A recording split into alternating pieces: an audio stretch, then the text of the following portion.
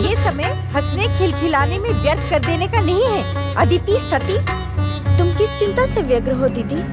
क्या तुम उस चिंता से परिचित नहीं? नहीं दीदी। और सती, तुम? मैं भला आपकी चिंता कैसे जान सकती हूँ दीदी? ये चिंता मेरी नहीं है, हम सबकी है। अर्थात? तुम उस समाचार से अनभिज्ञ तो नहीं कि पिताश्री हमारे विवाह का विचार कर रहे हैं?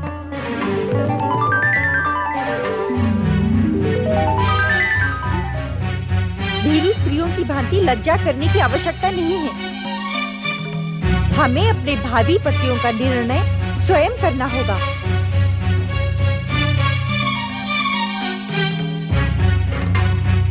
आप उचित नहीं कह रही हैं दीदी। क्या कहने की इच्छुक हो तुम अदिति? यही कि इस विषय में हमें सोचने की क्या आवश्यकता है दीदी। हमारे माता पिता हमारे शुभचिंतक हैं। वे हमारे लिए योग्य वरों का ही चयन करेंगे। तुम्हें अपनी बहन कहते हुए मुझे लज्जा का अनुभव हो रहा है अदिति। हमारे स्वाभिमानी और महान पिता दक्ष प्रजापति का तनिक भी अभिमान तुम में नहीं है। चकित होने की आवश्यकता नहीं है। तुम्हारी संकेतों की भाषा हम समझ नहीं पा रहे हैं दीदी। यदि संकेतों की भाषा समझ नहीं पा रही हो तो मैं सरल भाषा में कहती हूँ। क्या तुम दोनों अपने आप को माता पिता की इच्छा के सम्मुख समर्पित कर देने की इच्छुक हो?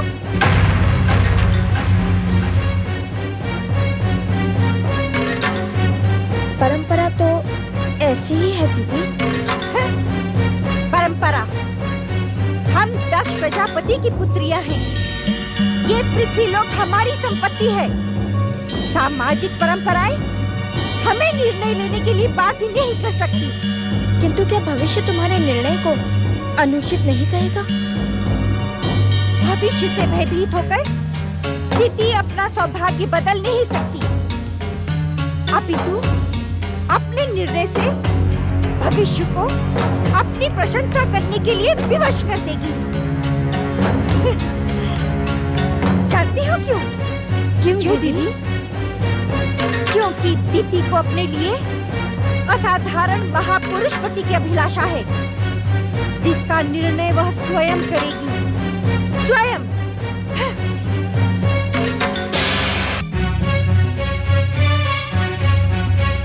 हमारी दीदी हमारे पिता के समान ही अहंकारी हैं। उन्हें अपना कठोर स्वभाव बदलना ही होगा। स्वभाव तो परिस्थितियों के कारण जन्म लेते हैं दीदी हम सब बहनों में ज्येष्ठ हैं। उनके जन्म के समय हमारे पिताश्री में अहंकार और प्रतिशोध की भावना अत्यधिक थी। तुम सत्य कह रही हो सती। परिस्थितियां अनुकूल होने और हम सबके जन्म के कारण पिताश्री का स्वभाव अब पहले जैसा नहीं रहा, जिसका प्रभाव हम सब पर पड़ा। एक बात पूछूं सती? पूछो ना दीदी। सत्य कहेगी? असत्य क्या होता है ये तो तुम्हारी बहन जानती भी नहीं दीदी। पति के विषय में तेरा क्या विचार है सती? आहो दीदी आहो। क्या हुआ सती? उनका स्मरण करवाकर तुमने मेरे मन को उनकी दिव्य भक्ति से भाव विभोर करा दिया है दीदी। आहो दीदी आहो।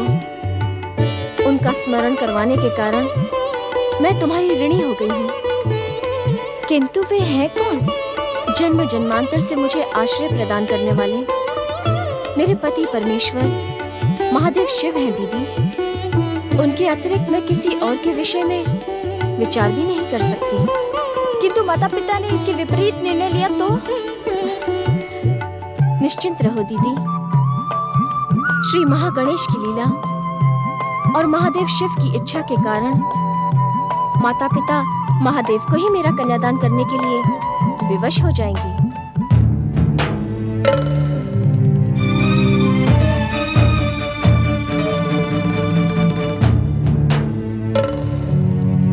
अब इस विषय पर और अधिक सोच विचार करने की आवश्यकता नहीं है महारानी। किंतु स्वामी। महारानी, आप भली भांति जानती हैं कि किंतु परंतु जैसे शब्द हमें तनिक भी प्रिय नहीं, और जब ये शब्द हमारे निर्णय के मध्य आते हैं तो हमारा स्वाभिमान विध्वंसक होने को उतावला हो जाता है। क्षमा स्वामी क्षमा, मेरी बात को अन्यथा ना ले। मैं तो केवल प्रार्थना कर रही थी। नहीं, किसी प्रार्थना की कोई आवश्यकता नहीं है महारानी। हम अपनी कन्याओं के लिए स्वयं ही महान और असाधारण महापुरुषों का चयन करेंगे। स्वामी, क्यों ना हम अपनी महान कन्याओं के लिए एक भव्य स्वयंवर का आयोजन करें? स्वयंवर? हाँ स्वामी, स्वयंवर तो मानव जाति की परंपराओं के अनुकूल है। महारानी, हम मानव जाति की परंपराओं का अनुसरण नहीं करेंगे। हम अपनी परंपरा स्वयं निर्मित करते हैं। संभवतः आप स्वयंवर का अर्थ नहीं जानती। स्वयंवर का अर्थ? हाँ, स्वयंवर का अर्थ होता है कि पति चुनने का निर्णय कन्या को सौंप दिया जाए। इसमें अनुचित क्या है स्वामी? जिसे जीवन व्यतीत करना है, ये अधिकार उसी को मिलना उचित है। अधिकार? तो क्या हम अपने अधिकार से वंचित हो जाएं? अर्थात? महारानी, हम अपनी कन्याओं के भविष्य का निर्माण स्वयं करेंगे। महारानी, हम भली भांति जानते हैं कि हमारी पुत्रियों की योग्य कौन कौन है। महारानी वीरनी, हम दक्ष प्रजापति घोषणा करते हैं कि अपनी पुत्रियों के भविष्य का निर्णय हम करेंगे, केवल हम।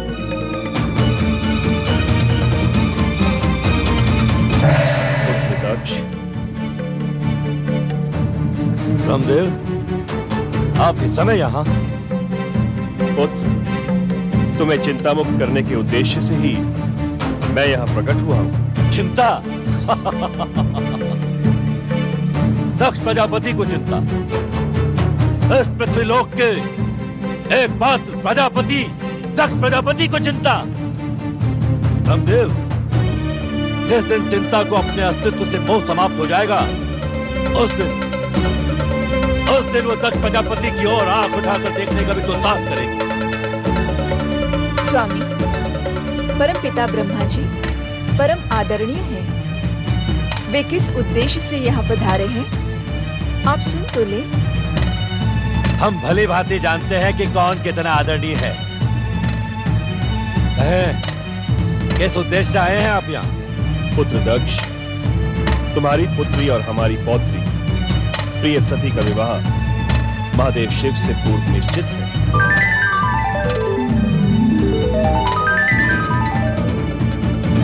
शिव?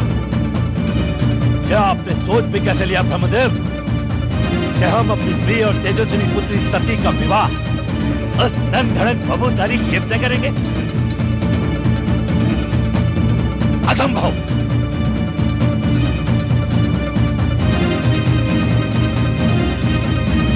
दक्ष, संभवतः तुम महादेव शिव की महानता से अपरिचित हो, इसी कारण तुम उनके प्रति अपमानजनक शब्दों का प्रयोग कर रहे हो। प्रजापति दक्ष अपनी महानता के अतिरिक्त किसी अन्य की महानता को जानने का इच्छुक भी नहीं है ब्रह्मदेव। तुम्हें परामर्श देना हमारा कर्तव्य था। आपको परामर्श देने के लिए हमने आमंत्रित नहीं किया था। तुम आमंत्रित करो अथवा ना करो, किंतु ब्रह्म वाक्य अटल है। तुम्हारी पुत्री सती शिव संगिनी शक्ति का मानवीय अवतार है। ये तो संयोग मात्र है कि मातृ शक्ति ने तुम्हारी पुत्री के रूप में जन्म लेकर तुम्हें कृतार्थ किया है।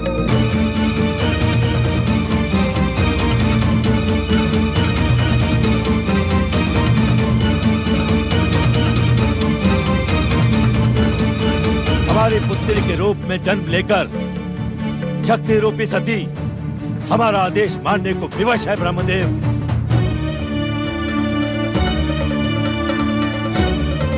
और हमारा आदेश है कि सती का विवाह उस नंग धड़ंग भभूधारी शिव से कदापि नहीं होगा, कदापि नहीं।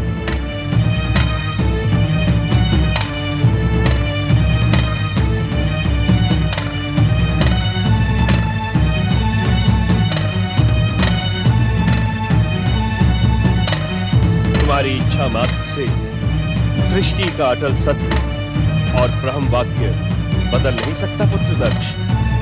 सती का विवाह महादेव शिव से होकर रहेगा।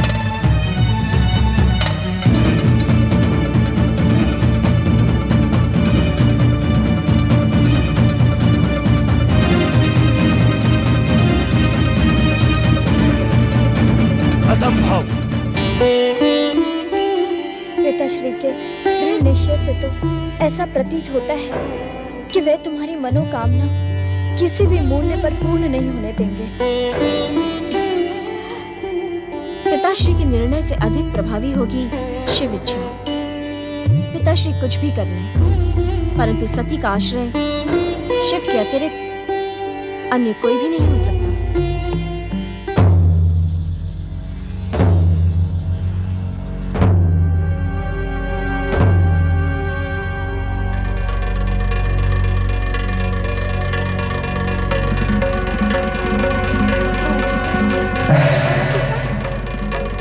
मेरी बात सुनिए परमपिता, मुझे दर्शन दे। परमपिता, मेरी बात सुनिए, मुझे दर्शन दे। परमपिता, मुझे आपसे कुछ कहना है। परमपिता, दर्शन दे। प्रणाम परमपिता। अखंड सौभाग्यवती भव पुत्री। तुम मुझे इस प्रकार क्यों पुकार रही थी पुत्री दीदी? इस प्रकार मेरी उपेक्षा क्यों परमपिता? आप मेरे साथ ऐसा अन्याय क्यों कर रहे हैं? उपेक्षा? अन्याय? मैं कुछ समझा नहीं पुत्री। आप तो हर मन की बात जानते हैं परमपिता। मैं दक्ष प्रजापति की ज्येष्ठ पुत्री और आपकी ज्येष्ठ पौत्री हूँ, किंतु आपने मेरी उपेक्षा करके मेरी छोटी बहन सती की विवाह संबंध की घोषणा कर दी, जबकि दक्ष कन्याओं में विवाह का प्रथम अधिकार मेरा है। पुत्री दीदी, हर किसी के भविष्य का कथन करना उचित नहीं होता, इससे भ्रम उत्पन्न होता है। नहीं परमपिता, अब मुझे भी मेरे भावी पति के विषय में बताएं। ये अनुचित है पुत्री। ब्रह्मवाक्य अटल सत्य होता है परमपिता, वह अनुचित कैसे हो सकता है? आप मेरे आग्रह की उपेक्षा न करें, मुझे बताएं कि मेरा पति कौन होगा। तुम्हारा ही नहीं, अदिति आदि प्रजापति दक्ष की कुल 13 कन्याओं का विवाह कश्यप ऋषि के साथ होगा। ये आप क्या कह रहे हैं परमपिता? मैं इस अन्याय को कदापि स्वीकार नहीं करूंगी। क्या कहने की इच्छुक हो तुम? मेरे पति पर केवल मेरा अधिकार होगा। मैं किसी अन्य का हस्तक्षेप कदापि स्वीकार नहीं करूंगी। अपने पिता दक्ष के समान तुम्हारा स्वभाव भी हठी है, किंतु प्राणी लोक का हर प्राणी नियति के आगे विवश है। अर्थात जिस प्रकार तुम्हारी बहन सती का भविष्य महादेव शिव से जुड़ा है, उसी प्रकार तुम 13 बहनों का भाग्य कश्यप ऋषि से जुड़ा है। मैं इस अटल नियति को पलट दूंगी, इसे कदापि स्वीकार नहीं करूंगी। कठोर से कठोर हठ साध कर भी तुम इस अटल नियति को बदल नहीं सकते। आप इस सत्य से भली भांति परिचित है परमपिता कि मैं अपने पिता दक्ष के समान ही हठी स्वभाव की हूँ। नियंता की नियति को मैं अपने हठ से बदलने पर विवश न कर दूं, तो मेरा नाम भी दक्ष पुत्री दिति नहीं है। दिति, तुम मेरी ज्येष्ठ पौत्री हो। ऐसा कुछ ना करना जिससे तुम्हारा सौभाग्य ही संकट में पड़ जाए। दीदी का सौभाग्य कदापि संकट में नहीं पड़ेगा परमपिता। अपितु दीदी के सौभाग्य में हस्तक्षेप करने वाले का सौभाग्य निश्चित ही दुर्भाग्य में बदल जाएगा। मैं उसे भी नियति का निर्णय ही मानूंगा। समय आपको दीदी के सम्मुख नियति की पराजय स्वीकार करने के लिए विवश कर देगा परमपिता। मेरी ज्येष्ठ पौत्री दिति, अपने हट का त्याग कर लो और इस सत्य को स्वीकार कर लो कि हम सब नियंता के नियति पाश से बने हैं। हम जो कुछ भी करते हैं वो नियंता की इच्छा पर ही निर्भर होता है। हमारा अहंकार उसे अपनी उपलब्धि मान लेता है, किंतु उसका परिणाम कदापि हमारे हित में नहीं होता। धैर्य जीवन की बहुमूल्य उपलब्धि है परमपिता। आपकी ज्येष्ठ पौत्री दीति के सौभाग्य के विषय में अब तो आपको धैर्य रखना ही होगा, क्योंकि नियंता और उसकी इच्छा का हर उत्तर समय आने पर अब दीति का दृढ़ निश्चय देगा। दृढ़ निश्चय अथवा दृढ़ हठ? जिसे मैं दृढ़ निश्चय समझती हूँ, यदि आप उसे हठ समझें, तो मुझे तनिक भी आपत्ति नहीं है परमपिता, क्योंकि मुझे निश्चय और हठ में कोई स्थायी अंतर नहीं दिखाई पड़ता। पौत्री, ऐसा प्रतीत होता है कि तुम्हारे अहंकार के कारण ही तुम्हारी गुरुकुल की शिक्षा भी अपूर्ण ही रही। क्या कहने की इच्छुक हैं आप? मेरे पुत्र दक्ष ने इस युग के सर्वश्रेष्ठ विद्वान जिस गुरु के पास तुम्हें शिक्षा प्राप्त करने के लिए भेजा था, विश्वास नहीं होता कि उसने तुम्हें निश्चय और हठ के मध्य स्थायी अंतर का भेद न समझाया हो। इसे आप इस प्रकार भी समझ सकते हैं परमपिता कि दक्ष पुत्री दीति किसी के समझाने पर अपने स्थायी विचारों को कदापि बदलने की इच्छुक नहीं होती। निस्संदेह मेरे गुरु ने मुझे यह पाठ अवश्य पढ़ाया होगा, किंतु मेरी रुचि जिस विषय में नहीं होती उसे मैं सुनने में भी समय व्यर्थ करना समझती हूँ। ऐसी स्थिति में ना तो मैं तुम्हारी कोई सहायता कर सकता हूँ और ना ही किसी प्रकार का परामर्श दे सकता हूँ। हाँ, तुम्हारे और नियति के संघर्ष को अब मैं देखूंगा अवश्य।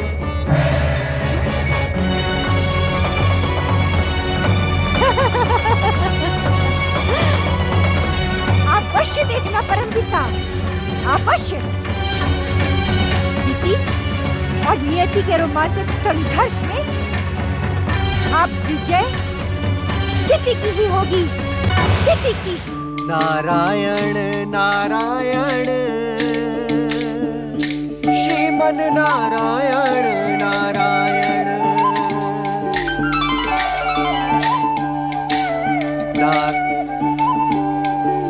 अरे ब्रह्म ज्योति। हे परमपिता, हे परमपिता, जब सौभाग्यवश मुझे आपकी इस पवित्र ज्योति के दर्शन हो ही गए हैं, तो कृपा कर अपने महान दर्शन देकर मुझे कृतार्थ करें परमपिता, मुझे कृतार्थ करें।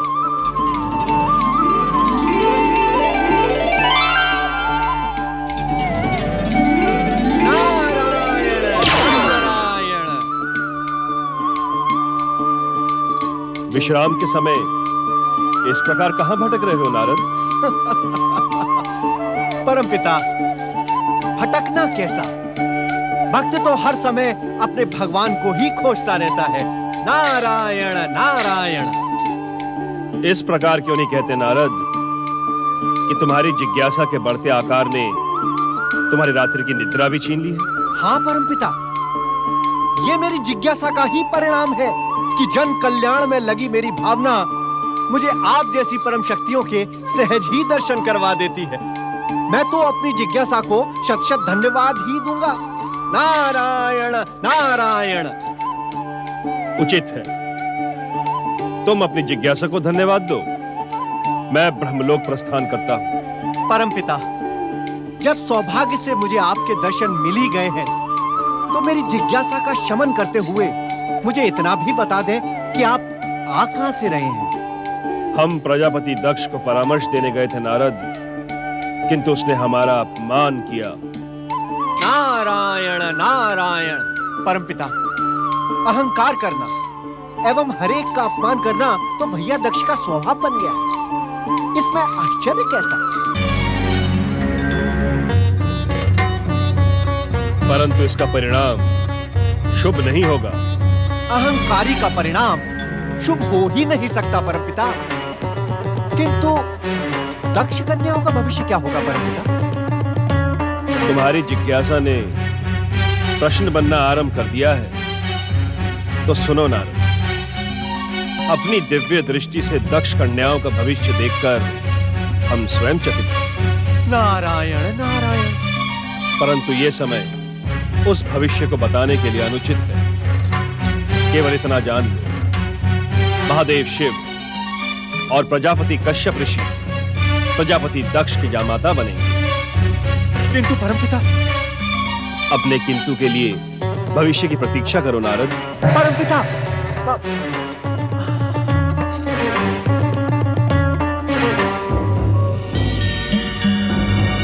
नारायण नारायण।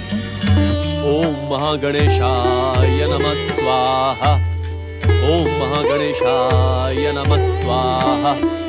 ओम महागणेशाय नमः स्वाहा। नारायण नारायण। श्रीमन्नारायण नारायण नारायण।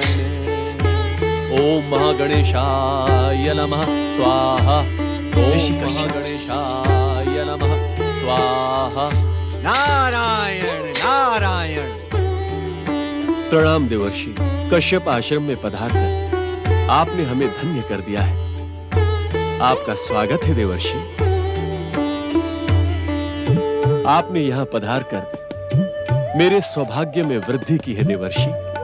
ऋषिवर, जिस पर परम देव श्री महागणेश की कृपा दृष्टि हो, उसके सौभाग्य में भला ये नारद नारायण नारायण क्या वृद्धि कर सकता है? ऋषिवर, श्री महागणेश तो प्रथम पूज्य, रिद्धि सिद्धि एवं सौभाग्य के दाता हैं। देवर्षि, आपके देव ज्ञान के सम्मुख कश्यप शून्य है। आप आदेश दें, मैं आपका क्या प्रिय कर सकता हूँ? ऋषिवर, क्या आप अपने विवाह के संबंध में परमपिता ब्रह्मा जी की भविष्यवाणी से अपरिचित हैं? परिचय का प्रश्न तो तब उठता है देवर्षि, जब हम अपने विवाह के संबंध में इच्छुक हो। नारायण नारायण। अर्थात ऋषिवर, आप भी एक भक्त अपने संबंधों को लेकर चिंतित क्यों हो देवर्षि? श्री महागणेश जी की जो इच्छा होगी, उसे ही हम उनका प्रसाद समझकर स्वीकार कर लेंगे।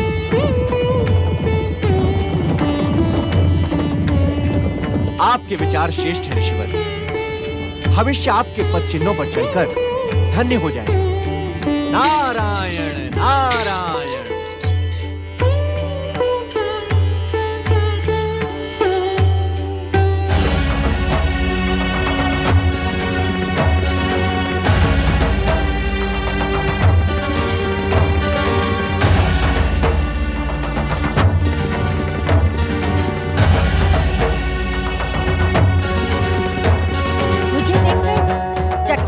आवश्यकता नहीं है ऋषिवर। मैं दक्ष प्रजापति की ज्येष्ठ पुत्री दीप्ति हूँ। राजकुमारी दीदी, आप यहाँ किस उद्देश्य से आई हैं? देवर्षि नारद के जाने के पश्चात भी क्या इस प्रश्न की आवश्यकता है?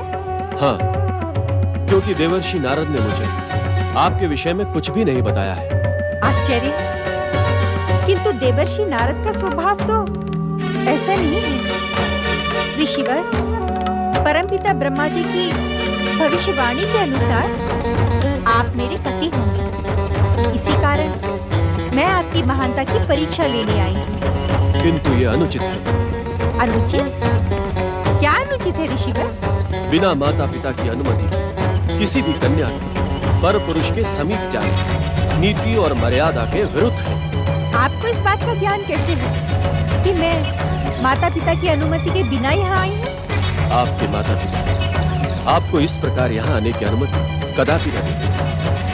आपका नैतिक ज्ञान तो मेरी योग्य है, किंतु आपका व्यवहारिक ज्ञान, अर्थात आप इस सत्य से अनभिज्ञ तो नहीं कि मैं इस पृथ्वी के स्वामी दक्ष प्रजापति की पुत्री हूँ। इसी कारण आप मेरे पिता के अधीन हैं। आपको मेरे स्वाभिमान पर ठेस पहुँचाने का कोई अधिकार नहीं है। और आपको मेरी परीक्षा लेने का अधिकार है? निस्संदेह, जिस प्रकार आप मेरे पिता के अधीन हैं, उसी प्रकार आप मेरे भी अधीन हैं। मैं दक्ष प्रजापति की पुत्री हूँ, ज्येष्ठ पुत्री। अधिकारों की दुहाई न दे राजकुमारी दीदी, क्योंकि एक ऋषि की परीक्षा लेने का अधिकार आपके पिता को भी नहीं है। ऋषिवर, उत्तेजित न हो राजकुमारी, मैं जो कुछ भी कह रहा हूँ सत्य के आधार पर कह रहा हूँ। तो क्या आप मेरी और मेरे पिता की महानता को अस्वीकार करते हैं? एक व्यक्ति की दृष्टि से तो मैं दक्ष प्रजापति की योग्यता स्वीकार कर सकता हूँ, किंतु एक ऋषि की दृष्टि से न तो तुम्हारी कोई महानता है और न ही तुम्हारे पिता दक्ष प्रजापति की। ऋषिवर, मैं आपको अपनी महानता स्वीकार करने पर विवश कर दूंगी।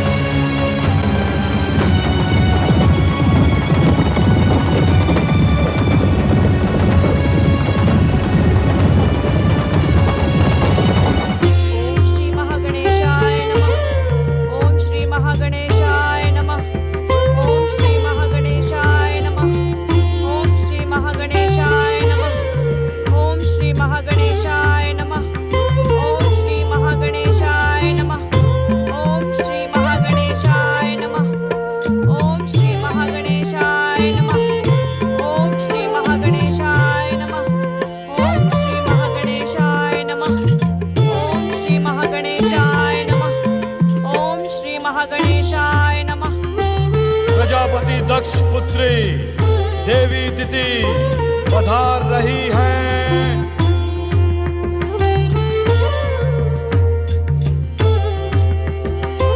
मुझे आप दोनों से कुछ कहना है। अवश्य कहो पुत्री। आपको मेरा विवाह ऋषि कश्यप प्रजापति के साथ करना होगा। ऋषि कश्यप प्रजापति? हाँ। दीदी, तुम्हारा विवाह किसके साथ होगा इसका निर्णय हम करेंगे। तुम्हें अपने पति के चुनाव का कोई अधिकार नहीं है। उत्तेजित न हो पिताश्री, मेरा निर्णय परमपिता ब्रह्मा जी की अटल भविष्यवाणी से जुड़ा है। न तो हम तुम्हारे निर्णय को महत्व देते हैं, न ही ब्रह्मदेव की भविष्यवाणी को। होगा वही जो हमारी इच्छा होगी। आप मुझे निर्णय बदलने के लिए बाध्य नहीं कर सकते पिताश्री। तुमने सुनो नहीं दीदी, इस बात का अंतिम निर्णय हम स्वयं करेंगे। और हाँ, अब इस विषय पर चर्चा की कोई आवश्यकता नहीं है।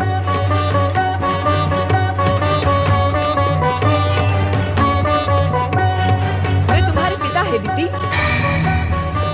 उनके सम्मान का ध्यान तुम्हें रखना चाहिए। मैं उनकी पुत्री हूँ, उन्हें मेरे कल्याण की चिंता करनी चाहिए। वे जो निर्णय ले उसी में तुम्हारा कल्याण है। मुझे किसी पर विश्वास नहीं है, किंतु इस प्रकार तुम्हें अकेले निर्णय लेने का भी कोई अधिकार नहीं है। जो प्रश्न मेरे भविष्य से जुड़ा है उसकी चिंता करने की अनुमति भला मुझे क्यों नहीं है? ये हमारी परंपरा नहीं है। मुझे परंपराएं तोड़ने में आनंद आता है माताश्री, किंतु ये अनुचित है। क्या अनुचित है और क्या उचित, ये मैं भली भांति जानती हूँ। दीदी, मैं अपना निर्णय किसी भी मूल्य पर नहीं बदलूंगी। कश्यप ऋषि के साथ विवाह करके मैं उनका अभिमान खंडित करूंगी और अपनी महानता सिद्ध करूंगी।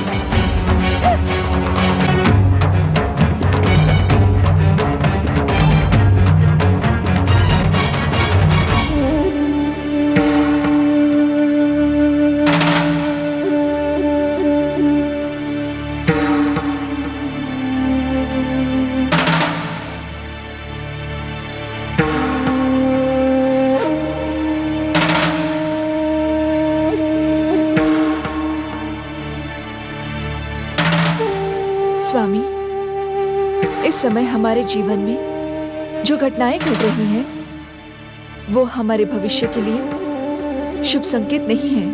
वीरों जैसी बातें करके प्रजापति दक्ष को उत्तेजित न करें महारानी। शुभ अशुभ, पाप पुण्य और सत्य असत्य सत्य सम्राट दक्ष प्रजापति के अनुचर हैं। हम स्वयं जिस घटना के और जिस परिणाम के इच्छुक होते हैं, वो घटना उसी प्रकार घटती है। किंतु जो सत्य है, किंतु परंतु जैसे शब्दों से पृथ्वी सम्राट दक्ष प्रजापति को घृणा है। महारानी वीरणी, पृथ्वी सम्राट दक्ष प्रजापति से बात करते समय क्या तुम इन शब्दों को नहीं अलग रख सकती? क्या तुम्हारे पिता ने तुम्हें शब्दों का उचित ज्ञान प्रदान नहीं किया? आप हर उचित अनुचित बात में मेरे आदरणीय पिताश्री को क्यों ले आते हैं? आपको ये शोभा नहीं देता स्वामी। मत भूलो महारानी, तुम इस समय पृथ्वी सम्राट प्रजापति दक्ष के सम्मुख खड़ी हो। इस पृथ्वीलोक का हर प्राणी दक्ष प्रजापति के सम्मुख तुच्छ होता है। तुम भी और तुम्हारे पिता प्रजापति वीरण भी। मैं आपकी उपेक्षा करने की इच्छुक नहीं हूँ, किंतु एक चेतावनी देने की इच्छुक अवश्य हूँ। चेतावनी? ऐसी चेतावनी महारानी? मेरे आदरणीय पिताश्री तो केवल एक कन्या के पिता हैं, किंतु आप 41 कन्याओं के पिता हैं। तनिक सोचिए, यदि आपके जामाताओं ने भी आपका इसी प्रकार अपमान करना प्रारंभ कर दिया तो? अपनी मर्यादा को लांघने का दुस्साहस न करें महारानी, अन्यथा परिणाम आपके हित में शुभ नहीं होगा। प्रजापति दक्ष के जामाता प्रजापति दक्ष का मान तो दूर, उनकी ओर आंख उठाकर देखने का भी दुस्साहस नहीं करेंगे, क्योंकि हम इस पृथ्वीलोक के एक छत्र सम्राट स्वामी दक्ष प्रजापति हैं। स्वामी, अहंकार का परिणाम कदापि शुभ नहीं होता। ऐसा प्रतीत होता है महारानी। क्या आपका दुस्साहस शीघ्र ही हमारे क्रोध का निमित्त बनेगा? आप हमसे प्रार्थना करने की मर्यादा का पाठ भी भूलती जा रही हैं। हम स्वयं तुम्हें मर्यादा का पाठ पढ़ाने के इच्छुक नहीं। यदि तुम्हारी इच्छा हो तो हमारी आज्ञा से पूर्व ही अपने पिता के समीप जाकर एक बार पुनः हमारे सम्मुख खड़े होकर प्रार्थना करने की मर्यादा सुन लो। हाँ।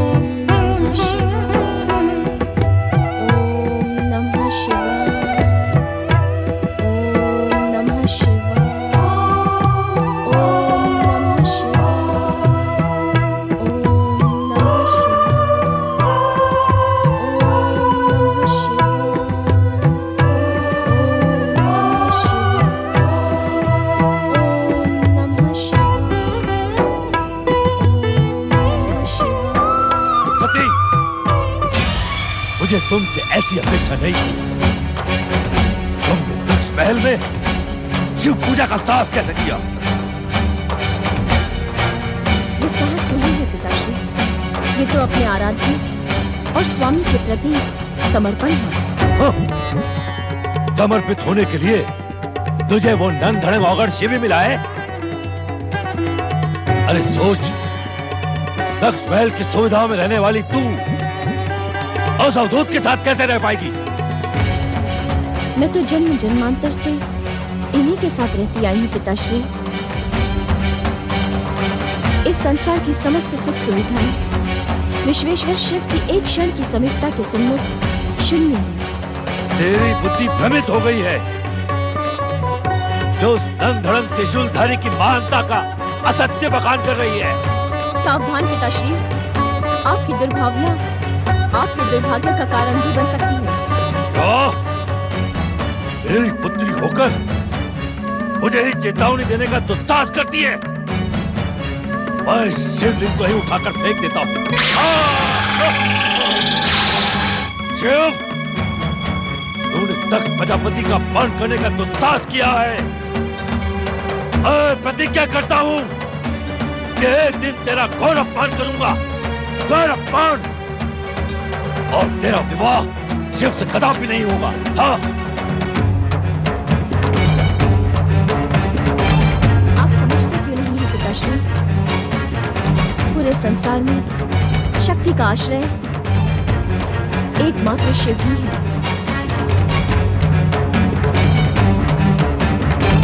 ओम नमः शिवाय।